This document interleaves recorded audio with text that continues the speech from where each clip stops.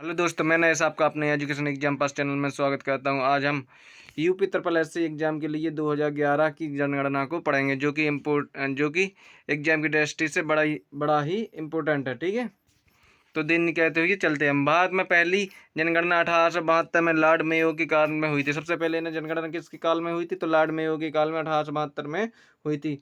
पहली नियमित जनगणना 1881 में लॉर्ड रिपन के कार्यकाल में हुई थी। नियमित रूप से कब हुई थी? 1881 में। किसके कार्यकाल में? तो लॉर्ड रिपन के कार्यकाल में हुई थी। ठीक है, तो अब हम अपने ना जनगणना 2011 के आंकड़े को पढ़ते हैं। ठीक है, चलिए 2011 के आंकड़े को हम पढ़ते हुए चलते हैं। तो जनसंख्या में सबसे बड़ा राज्य उत्तर प्रदेश है। कौन सा है? उत्तर प्रदेश है। इसका दूसरा सॉरी तथा दूसरा स्थान महाराष्ट्र का है। किसका है? दूसरा स्थान महाराष्ट्र का जनसंख्या में। ठीक है, जनसंख्या में सबसे छोटा राज्य सिक्किम है और तथा दूसरा स्थान मिजोरम है। किसका दूसरा स्थान? मिजोरम का है। ठीक है, सब में छोटा ही में। और क्षेत्रफल में सबसे बड़ा राज्य राजस्थान है। किस किस क्षेत्रफल की दृष्टि से जो सबसे बड़ा राज्य वो कौन सा है? राजस्थान है। तथा दूसरा स्थान महाराष्ट्र का है। किसके? क्षेत्रफल की दृष्टि से। ठीक है, क्षेत्रफल में सबसे छोटा राज्य गोवा है। कौन है? सबसे छोटा राज्य गोवा है। और सबसे ज्यादा साक्षरता वाला राज्य केरल है। कौन सा है? सबसे साक्षरता वाला राज्य केरल है। तथा दूसरा स्थान मिजोरम का। किसका? मिजोरम का। किस चीज में? साक्षरता में। सबसे कम साक्षरता वाला राज्य बिहार है। कौन सा है? बिहार है। तथा दूसरा स्थान अरुणाचल प्रदेश का है, सबसे कम साक्षरता में। ठीक है, जनसंख्या घनत्व में सबसे बड़ा राज्य बिहार है तथा दूसरा स्थान पश्चिम बंगाल का जनसंख्या घनत्व में। ठीक है, सबसे कम जनसंख्या घनत्व वाला राज्य अरुणाचल प्रदेश है। ठीक है, सबसे कम जनसंख्या घनत्व वाला राज्य अरुणाचल प्रदेश है। और दूसरा स्थान किसका? मिजोरम का है। ठीक है, सबसे कम जनसंख्या घनत्व में। ठीक है, अगला पॉइंट हमारा, एक सेकंड, अगला पॉइंट है सबसे अधिक लिंगानुपात वाला राज्य। क्या? सबसे अधिक लिंगानुपात वाला राज्य केरल है।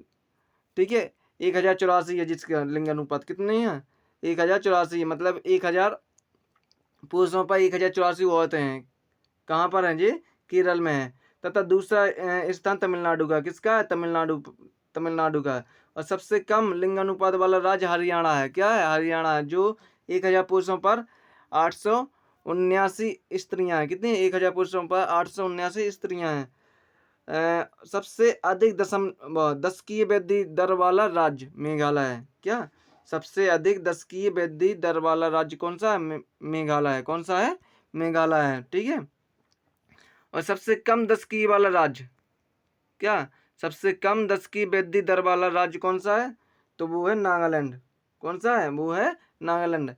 ठीक है, और ग्रामीण जनसंख्या का प्रतिशत सबसे अधिक हिमाचल प्रदेश में है। कहाँ है? हिमाचल प्रदेश में सबसे ज्यादा ग्रामीण रहते हैं। और नगरीय जनसंख्या का प्रतिशत सबसे अधिक गोवा में है। कहाँ पर है? गोवा में। गोवा में सबसे ज्यादा नगर है। सबसे ज्यादा शहरी जनसंख्या महाराष्ट्र में है। कहाँ पर है? महाराष्ट्र में। सबसे कम शहरी जनसंख्या कहाँ पर है? सिक्किम में है। कहाँ पर है? सिक्किम में। अनुसूचित जाति सबसे अधिक उत्तर प्रदेश में है। कहाँ पर है? उत्तर प्रदेश में सबसे ज्यादा अनुसूचित जाति है। ठीक है, अगला पॉइंट है हमारा, अनुसूचित जनजाति सबसे अधिक कहाँ पर? मध्य प्रदेश में। कहाँ पर है? मध्य प्रदेश में। अनुसूचित जाति नागालैंड तथा अरुणाचल प्रदेश में बिल्कुल भी नहीं है। क्या? अनुसूचित जो जाति नागालैंड और अरुणाचल प्रदेश में बिल्कुल भी नहीं है। ठीक है, अनुसूचित जनजाति हरियाणा तथा पंजाब में नहीं है। क्या? अनुसूचित जनजाति हरियाणा तथा पंजाब में नहीं है। सर्वाधिक जनसंख्या वाला केंद्र शासित प्रदेश कौन सा है? तो दिल्ली है।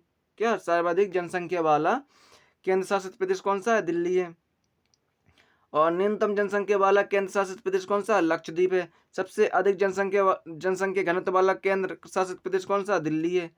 साथ ध्यान करना, जनसंख्या वाला केंद्र शासित प्रदेश दिल्ली है। यहाँ पे सबसे अधिक जनसंख्या घनत्व वाला, क्या?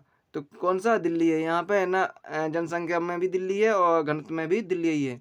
ठीक है, आगे चलते हैं हम, एक सेकंड। सबसे कम जनसंख्या घनत्व वाला केंद्र शासित प्रदेश तो कौन सा? अंडमान निकोबार है। और सबसे अधिक साक्षरता वाला केंद्र शासित प्रदेश लक्षद्वीप है। और सबसे कम साक्षरता वाला केंद्र शासित प्रदेश दादर दादर तथा नागर हवेली है। और सबसे अधिक लिंगानुपात वाला केंद्र शासित प्रदेश पुदुचेरी है। कौन सा है? पुदुचेरी। सबसे कम लिंगानुपात वाला केंद्र शासित प्रदेश दमनद्वीप है। कौन सा है? दमनद्वीप है। अनुसूचित जाति सबसे अधिक दिल्ली में है। कहाँ पर है? किस अनुसूचित जाति सबसे अधिक कहाँ पर है? दिल्ली केंद्र शासित प्रदेश में है। ठीक है। और अनुसूचित जनजाति सबसे अधिक कहाँ पर है? तो लक्षद्वीप में है। अंडमान निकोबार द्वीप समूह व लक्षद्वीप में अनुसूचित जनजाति नहीं है। कहाँ पर? अंडमान निकोबार और लक्षद्वीप में अनुसूचित जनजाति नहीं है। अनुसूचित जनजाति दिल्ली, चंडीगढ़ तथा पुदुचेरी में नहीं है। क्या? अनुसूचित जनजाति दिल्ली में भी नहीं है और चंडीगढ़ में भी नहीं है और पुदुचेरी में भी नहीं है। भारत की कुल जनसंख्या 121 करोड़ व विश्व की जनसंख्या का कितना है? 17.5% है। कितना? विश्व की जनसंख्या कितना? 17.5% है। ठीक है। 121 करोड़ है भारत की जनसंख्या। कितनी है? 121 करोड़, जो कि विश्व की जनसंख्या का 17.5% है। अब पुरुष की जनसंख्या कितनी है? 51.47 या 47% है। और जबकि महिलाओं की जनसंख्या कितनी है? 48.53%। कितनी? 48.53%। नागालैंड की दशकीय वृद्धि दर ऋणात्मक रही है। क्या? नागालैंड की दशकीय वृद्धि दर कैसी रही है? ऋणात्मक रही है। भारत का जनसंख्या घनत्व क्या? भारत का जनसंख्या घनत्व 382 प्रति व्यक्ति का 382 प्रति व्यक्ति वर्ग किलोमीटर है। क्या? 382 प्रति व्यक्ति वर्ग किलोमीटर है। और भारत का लिंगानुपात कितना है? 943 है। भारत का लिंगानुपात कितना है? 943 है। ठीक है। अगले हैं, भारत में 73% जनसंख्या साक्षर। क्या? भारत में 73% जनसंख्या साक्षर है। और पूर्ण साक्षर घोषित किए जाने वाला राज्य कौन सा है? केरल है। भारत में 17% जनसंख्या झुग्गी झोपड़ी में रहती है। कितनी? 17% जनसंख्या झुग्गी झोपड़ी में रहती है। और ग्रामीण जनसंख्या कितनी है? 68.8% है। और नगरीय जनसंख्या कितनी है? 31.2% है। ग्रामीण में ज़्यादा रहे और नगर में क्या है? कम है। 2011 में जनगणना आयुक्त DC चंद्रमौली थे। कौन थे? इंपोर्टेंट क्वेश्चन है। 2011 में जनगणना आयुक्त कौन थे? तो DC मौली थे। कौन थे? DC मौली थे। यह भारत की 15वीं जनगणना थी तथा स्वतंत्र भारत की 7वीं जनगणना थी। तब वैसे गिना तो 15वीं जनगणना थी, पर 1947 से गिना तो आपकी कौन सी जनगणना थी? 7वीं जनगणना थी। ठीक है। जनसंख्या के इतिहास में महान विभाजक वर्ष 1921 या 1911 से 1921 को माना जाता है। कौन सा वर्ष माना जाता है? महान विभाजक वर्ष माना जाता है 1921 को। ठीक है। जनगणना संगठन केंद्रीय गृह मंत्रालय के अधीन का कहता है? किसके?